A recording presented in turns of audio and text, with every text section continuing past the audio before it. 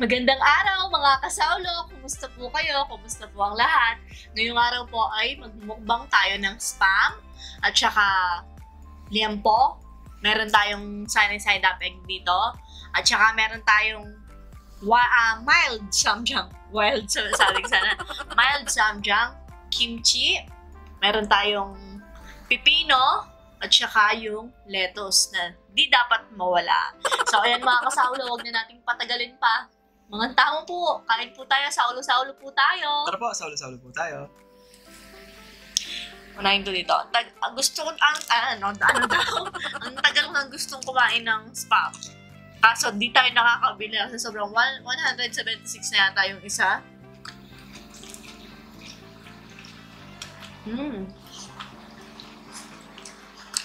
Kung wala lang magbibigay sa atin na galing abroad, ganyan, hindi tayo makakabili na. Kasi, presyo na siyang 1 kilong baboy. 176.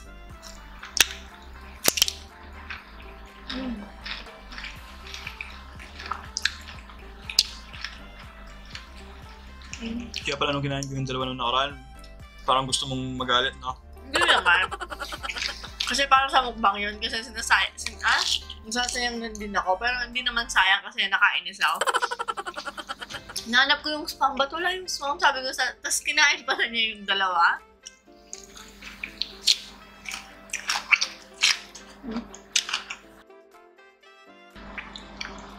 Sarap ng mild. Hindi siya ganong maalat.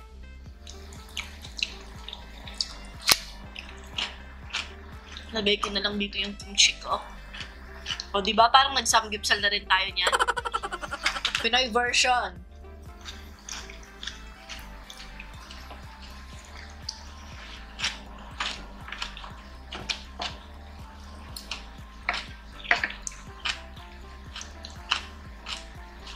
Subuan ko po kayo nito, no? Kamain ko po, no? Kasi tayo lang din naman yung kakain. Ang sarap ng daliri ni Sawan. Ay, nakalimutan ko yung yung bawang at saka sibuyas.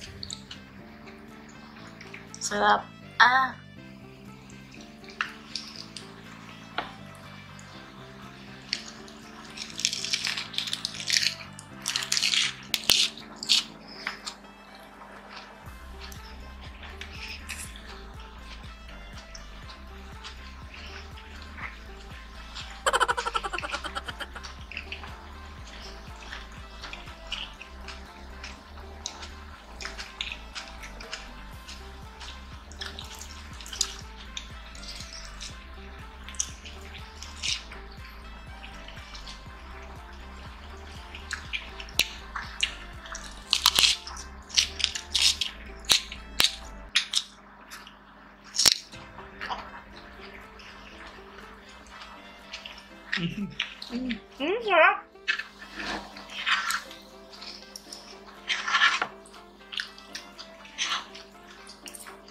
Sayang.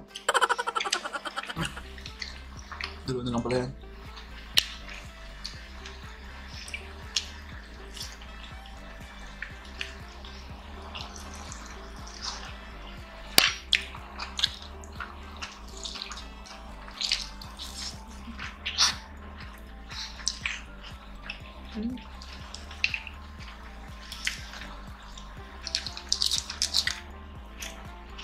Parang sunog yung spam mo, pero hindi po siya sunog. Tapos sobrang dark ng lipstick ko dyan. Hindi naman masyado sa personal.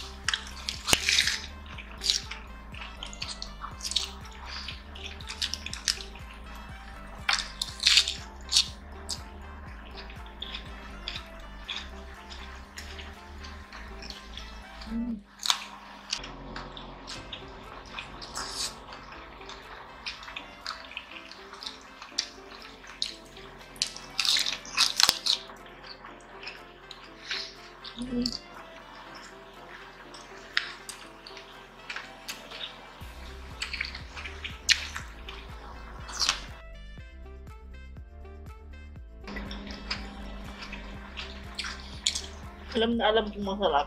Kaya tuloy yung subo ko. Hindi ako makapagsalita yan. Ha?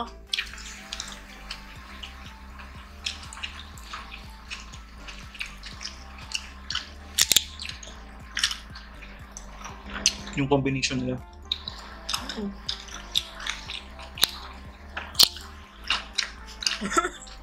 Gusto ko po ng pipino. Tinabi ko sa akin. Kasi pag sobrang busy mo nang kumakain, gano'n, hindi mo na alam kung anong nadadampot na sa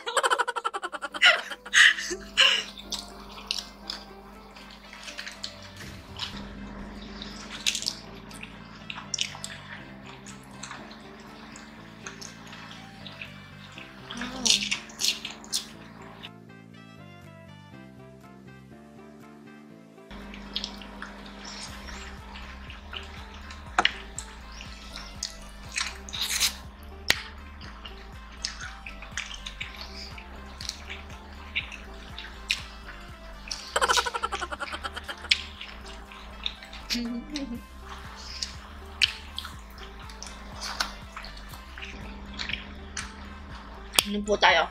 Coke Zero.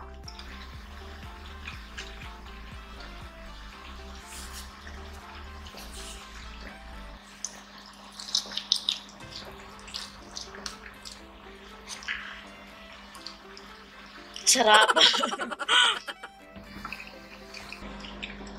Ngayon ko lang na-appreciate yung Coke Zero. Sarap pala niya. No?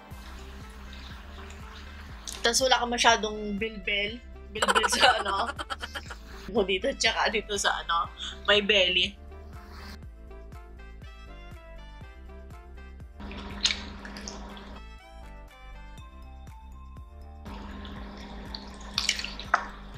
Parang maalat yung spam, no? O di lang tayo sanay. Maalat po pa talaga yung spam? Mas maalat talaga siya kumpara sa mga luncheon meat.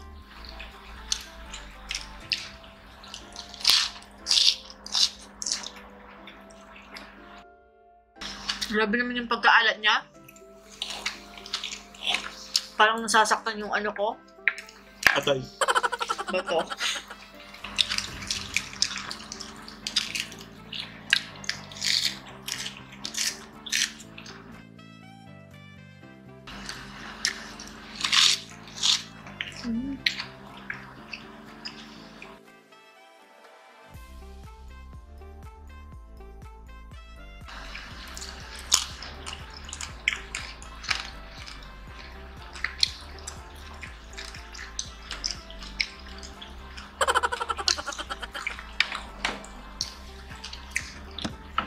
Panay thumbs up si Sal eh. May motor.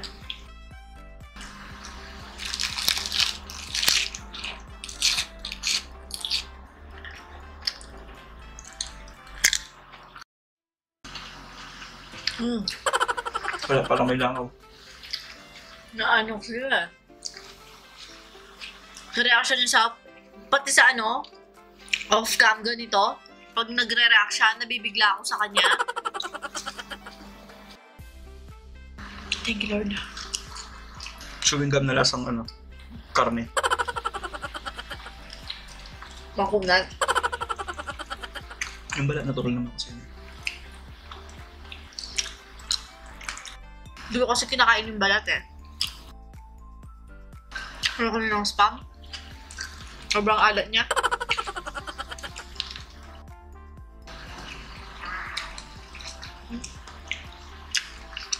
Kaka-refresh yung gulay, no?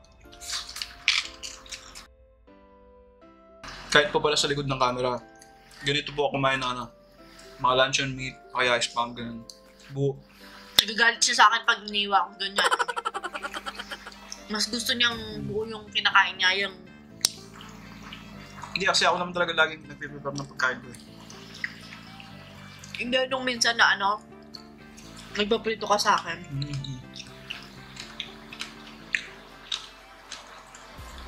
Nakalimutan niya.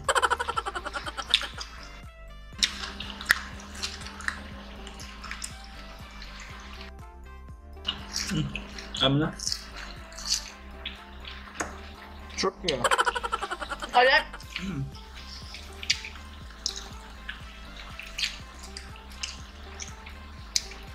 Hindi siya pambapa. Kung boodle fight siya. Siya na boodle fight. Di ba yung ano nga, pang sandwich burger yung nakadesign na ano sa ano niya? Sa lata. Pero feeling ko maalat pa rin siya. Yung sandwich. Pangkanin talaga siya. Uy, tama yung pagkakaluto ko ng itlog na yun.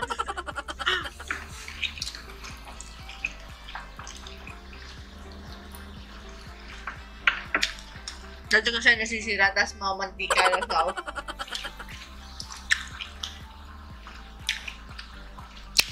Yung tipong nakakaumay talaga yung itlog dati.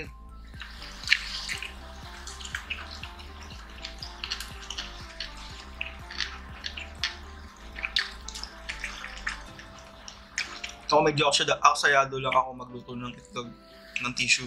Kasi binabalot-balot ko sila ng tissue niya.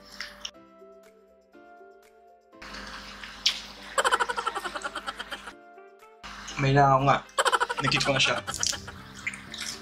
Kahon.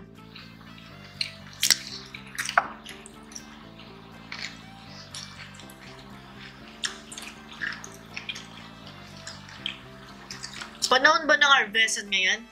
Baka sa atin. Daming lamok. Ay, lamok. Daming ano? Tawag dito? Langaw. Ano sa kusina, no? Sao?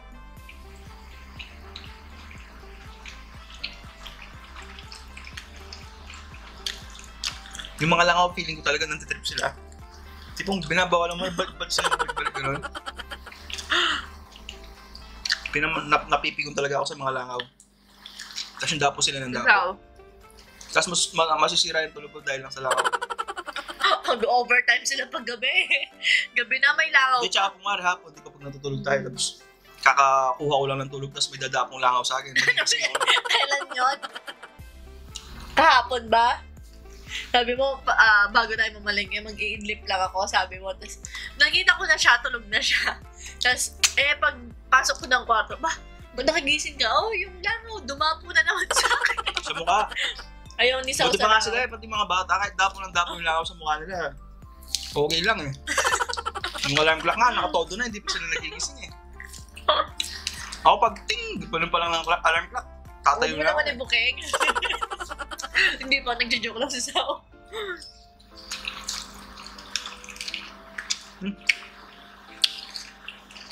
Hindi, ganun talaga.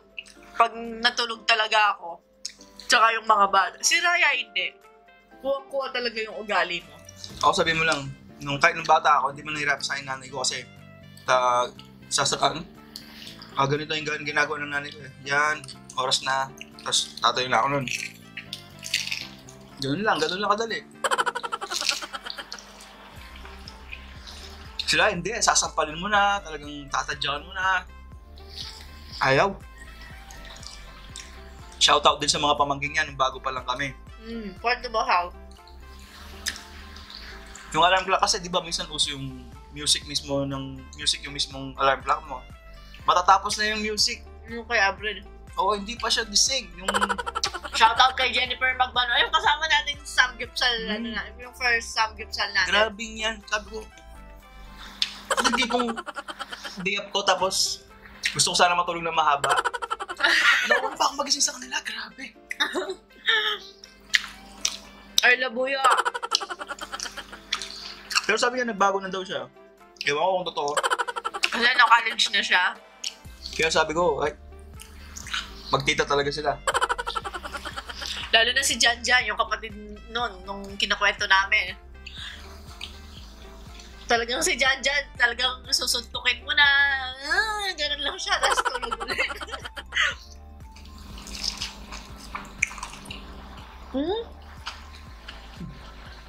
May sili sa kimchi. Ewan. Oh?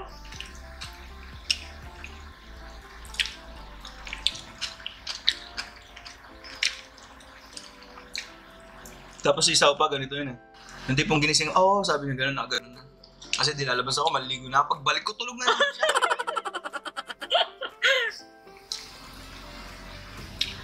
Mababad trip na siya yun. Gano'n na pag umaalis kami, gano'n. Pag-aalis. Ako kasi pag sinabi ko yung oras na dapat naaalis ako, dapat nakaalis na ako bago pa dumating yung oras na yun. Turo kasi sa akin ng nanay ko, di ba nang ikaw ang maghintay, sabi niya, wag lang ikaw yung nagpapahintay. Nadala ko yun hanggang ngayon, hanggang sa ngayon. Pati dati, no, Sao? Nung magjowa pa lang tayo. 2 hours na siyang naghihintay sa akin, wala pa ako, gano'n. Usapan namin alas 11. Darating siya, 1:00. Grabe, yung tipong namumuti na yung mata ko, gano'n. Kaso wala eh. Tinamaan? Tinamaan? Saan tinamaan?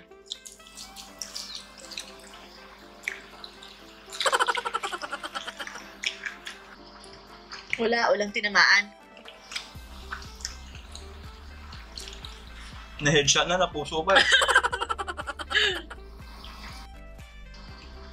Haba ng hair. Ay, may nagpapa-shoutout pala. Ano? Kaibigan ni Ate Karen. Kapatid ko. Shoutout sa kapatid kong mas maganda ako sa kanya. Sasabi nila mas maganda daw siya sa akin. Shoutout kay Ate Karen at saka sa... Di ako sure kung friend niya tong mga to. Kay Jeffrey Di Malanta, Arlene Di Malanta, at kay Leona Di Malanta. Boy kami, sabi niya. Shoutout po sa inyo. Di ako sure kung nasa Saudi ata sila o... Naubo ako. Saan? Ano din kay... Thank you din kay Prince. Nag-March na, ngayon pala ako nakapagpasalamat sa kanya ng birthday ko. Pinapadala po ako ng pandesal kay mama niya. Shoutout din kay ating Mariette na nagdala ng pandesal. Kasi grabe, sobrang thankful po talaga ako kasi isipin mo yung bata lang, grade 3? Grade 3 or 4, gano'n. Nasa gano'n si Prince. Grade 3 si Prince. Tapos ginamit pa niyang pambili dun sa pandesal yung baon niya. Inipon niya. Thank you, Prince. Thank you, Tong. Hi, Tom. Tsaka kay Rain. Buti na naalala ko. Kasi sabi ko nga sa kanya, sabihin mo kay Darang Anan, sabi ko kasi malilimutin ako, sabi ko. Ganito, ilang beses ko nang in-attempt na magpasalamat kay Chris, lagi ko nakakalimutan. Malilimutin kasi ako eh. Thank you po. Tsaka sa lahat po ng mga manonood natin. Subunan natin to, Les. Kay Rain naman, sabi, nagkukwento si mama niya, ginaganaan daw siyang kumain pag napapanood niya tayo, kaya ayun. Dating kaklase ni Ate Vane. Bap niya, sabi niya kaya minsan naman. Kuya Sao. Minsan, Bap. Yung Bap kasi, Tito, gano'n. Sa Kapampangan. Sa Kapampangan. Bap, ne?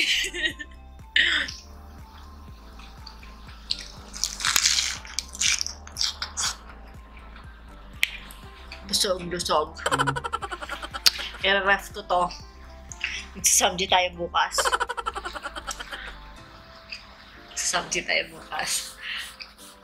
Ay. Naipit ako. Di lang halata. Naipit ako. Hinihintay ko si Sao eh. Kung wala nang laman yung bibigyan. So ayan mga kasawlot, dito na nga nagtatapos ang ating mukbang. Hanggang sa susunod. Paalam. Maraming salamat po.